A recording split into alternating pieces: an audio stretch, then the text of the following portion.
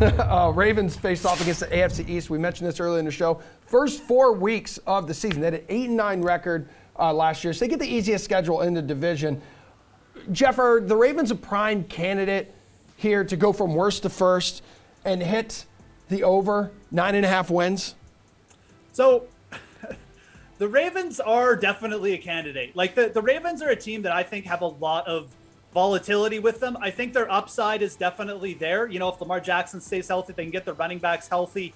If the secondary stays healthy, that was a huge thing for them, and the O-line. So there's a lot of things with the Ravens where you look at this team and say, okay, there's upside there. If everything goes right, if they get this offense flowing again. But like, let's not forget that this team was terrible last year down the stretch. They didn't just fade, they cratered.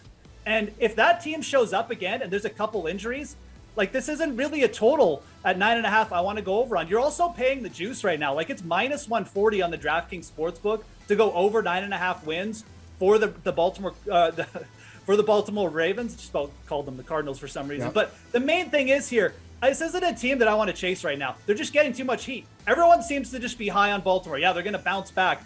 I don't think that's necessarily a sure thing. And I think people are also overlooking the fact they play in the AFC North. You've got 4 competitive teams there. I don't care what people say about Pittsburgh.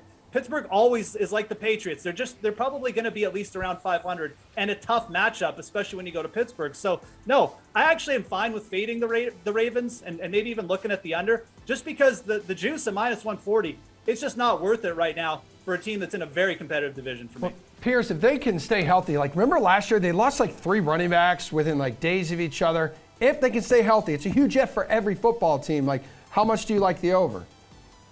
It's an if for them to stay healthy, but yeah. I mean, it's not a huge if to say, hey, maybe not our entire team gets injured. It wasn't just a couple injuries. They lost everyone. Yeah. They lost their star running backs in the preseason. They lost offensive linemen.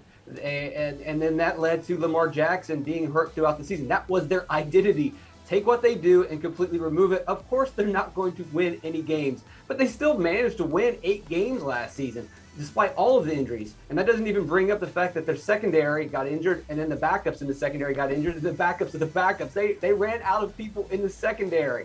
This team was decimated. So it's not an if to say, well, half of them get injured. They still could have a good season. I think it's a testament to how good they were to win 8 games with that roster and how good of a coach John Harbaugh is. We don't talk enough about how good of a coach he is to win games with that roster. Yep. I think they're definitely going to be a worst to first team.